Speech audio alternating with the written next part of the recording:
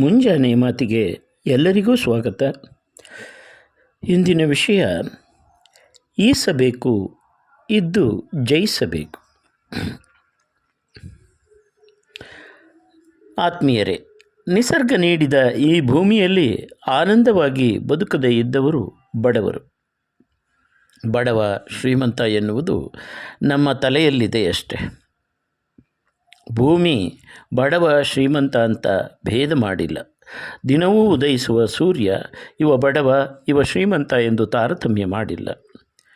ಬಡವನ ನಮ್ಮದು ಅಷ್ಟೆ. ಬಡತನ ಶ್ರೀಮಂತಿಕೆ ಎಲ್ಲ ಆವರ್ತನ. ನಿರ್ಜೀವವಾಗಿರುವ ಬೀಜದಿಂದ ಒಂದು ಲತೆ ಬರುತ್ತದೆ. ಅಂದರೆ ಬೀಜದ ಸಾವಿನಿಂದ ಸಸಿಯ ಜನನ, ಸಾವಿನಲ್ಲಿ ಹುಟ್ಟು, ಹುಟ್ಟಿನಲ್ಲಿ ಸಾವು. ಇದು ವಿಶ್ವದ ಚಮತ್ಕಾರ. ಮನುಷ್ಯ ಎಂದು ಹುಟ್ಟಿದ್ದಾನೋ ಅಂದೇ ಅವನ ಸಾವು ಪ್ರಾರಂಭವಾಗುತ್ತದೆ. ನಮ್ಮ ಡೇಟ್ ಆಫ್ ಬರ್ತ್ನಲ್ಲಿ ನಮ್ಮ ಡೇಟ್ ಆಫ್ ಡೆತ್ ಕೂಡ ಸೇರಿಕೊಂಡಿದೆ.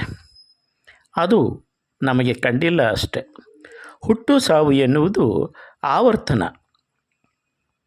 ಆವರ್ತನವನ್ನು ಅರಿತು ಬದುಕುವವರಿಗೆ ಸಂತರು ಎನ್ನುತ್ತಾರೆ. ತಾಪ ಕೊಡುವ ಜಗತ್ತಿನಲ್ಲಿ ತಾಪ ಮಾಡಿಕೊಳ್ಳದೆ ಬದುಕಿದರೆ ಅವನೊಬ್ಬ ತಪಸ್ವಿ. ತಾಳಿದವನು ಬಾಳಿಯಾನು. ಕಾಡಿನಲ್ಲಿ ಮನೆ ಮಾಡಿದ ಮೇಲೆ ಕಾಡು ಪ್ರಾಣಿಗಳಿರುತ್ತವೆ. ನಾಡಿನಲ್ಲಿ ಕಾಡುವ ಪ್ರಾಣಿಗಳಿರುತ್ತವೆ. ಸಂತೆಯಲ್ಲಿ ಮನೆ ಕಟ್ಟಿದರೆ ಶಬ್ದ ಇರುತ್ತದೆ. ಸಮುದ್ರದ ದಂಡೆಯ ಮೇಲೆ ಮನೆ ಕಟ್ಟಿದರೆ ತೆರೆಗಳು ಬಂದು ಬಡಿಯುತ್ತವೆ. ಇವೆಲ್ಲ ಬಂದೇ ಬರುತ್ತವೆ. ಏನೇ ಬಂದರೂ ಸಮಾಧಾನದಿಂದ ಇರಬೇಕು. ಇದೇ ಸಮಾಧಾನ ಯೋಗ. ಜೀವನದಲ್ಲಿ ನೀವು ಬೇರೆ ಯಾವುದೇ ಯೋಗಾಭ್ಯಾಸ ಮಾಡದೇ ಇದ್ದರೂ ಪರವಾಗಿಲ್ಲ, ಸಮಾಧಾನ ಯೋಗವನ್ನು ಮಾತ್ರ ಕಲಿಯಲೇಬೇಕು. ಸಮಾಧಾನ ಯೋಗ ಮಾಡದೇ ಇದ್ದರೆ ಉಳಿದ ಯಾವುದೇ ಯೋಗವು ಪರಿಣಾಮಕಾರಿಯಾಗಲ್ಲ.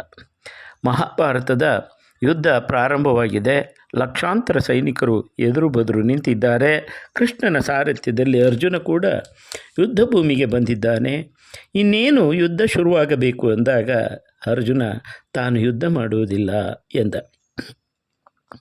ಅದಕ್ಕೆ ಕೃಷ್ಣ ಯಾಕೆ, ಏನಾಯಿತು ಎಂದು ಕೇಳಿದ. ಯುದ್ಧವೆಂದರೆ ಬರೀ ಒಡಿ ಬಡಿ ಕಡಿ ರಕ್ತ ಅಷ್ಟೇ ಎಂದ ಅರ್ಜುನ. ಇದು ಮೊದಲೇ ನಿನಗೆ ಗೊತ್ತಾಗಬೇಕಿತ್ತಲ್ಲವೇ ಎಂದ ಕೃಷ್ಣ. ಮೊದಲೇ ಎಂದರೆ ಯಾವಾಗ ಎಂದು ಕೇಳಿದ. ಆವಾಗ ಬಹಳ ಹಿಂದೆ ನೀವು ಜೂಜಾಡಿದರಲ್ಲ, ಆಗಲೇ ಗೊತ್ತಾಗಬೇಕಿತ್ತು. ಆಗ ನಿಮಗೆ ಗೊತ್ತಾಗದೇ ಇದ್ದದ್ದರಿಂದ ಈಗ ಯುದ್ಧ ನಡೆದಿದೆ ಎಂದು ತಿಳಿಸಿದ ಕೃಷ್ಣ. ಯುದ್ಧದ ಮಧ್ಯದಲ್ಲಿಯೇ ನಿಂತು ಯುದ್ಧ ಬೇಡ ಎಂದರೆ ಹೇಗೆ ಎಂದು ಪ್ರಶ್ನೆ ಮಾಡಿದ. ಮದುವೆಯಾಗಿದೆ, ಈ ಹೆಂಡತಿ ಇದ್ದಾಳೆ, ಮಕ್ಕಳು ಇದ್ದಾರೆ. ಈಗ ಸಂಸಾರ ಅಂದರೆ ತಾಪತ್ರಯ. ಸಿಂಗಲ್ಲಿದ್ದರೆ ಒಳ್ಳೆಯದಿತ್ತು ಅಂದರೆ ಆಗುತ್ತೇನು? ಮೊದಲೇ ಯೋಚನೆ ಮಾಡಬೇಕು. ಸಿಂಗಲ್ ಇದ್ದಾಗ ಮಿಂಗಲ್ ಆಗುವ ಬಯಕೆ ಈಗ ಸಿಂಗಲ್ ಆಗಬೇಕು ಎಂದರೆ ಹೇಗೆ? ನಾವೆಲ್ಲ ಪ್ರವಾಹದ ಮಧ್ಯದಲ್ಲಿ ಬಂದು ನಿಂತಿದ್ದೇವೆ. ಆ ಕಡೆಗಾದರೂ ಈಜಬೇಕು, ಈ ಕಡೆಗಾದರೂ ಈಜಬೇಕು. ಈಜದೇ ಇದ್ದರೆ ಮುಳುಗಬೇಕಾಗುತ್ತದೆ. ಅದನ್ನು ಬಿಟ್ಟು ಬೇರೆ ದಾರಿಯೇ ಇಲ್ಲ. ನಾವು ಈಜುವುದನ್ನು ಕಲಿಸಬೇಕು. ಇಲ್ಲಿಯೇ ಇದ್ದು ಜಯಿಸಬೇಕು ಮತ್ತು ಈಸಬೇಕು ಎನ್ನುವುದು ಇಂದಿನ ಮುಂಜಾನೆ ಮಾತಿನ ವಿಶೇಷ. ಕೇಳಿ ಕೇಳಿಸಿ ಸಮಾನ ಮನಸ್ಕರಿಗೆ ಇದನ್ನು ಕಳಿಸಿ. ನಮಸ್ತೆ, ನಾನು ನಿಮ್ಮ ಶ್ರೀಕಂಠೇಶ್, ಪರಿಸರ ಪ್ರಿಯ, ಮೈಸೂರು. ಕೇಳಿದ್ದಕ್ಕೆ ಧನ್ಯವಾದಗಳು. ಸಬ್ಸ್ಕ್ರೈಬ್ ಮಾಡಿ, ಶೇರ್ ಮಾಡಿ, ಒಳ್ಳೆಯ ವಿಷಯವನ್ನು ಎಲ್ಲೆಡೆ ಹರಡಿ. ನಮಸ್ಕಾರ.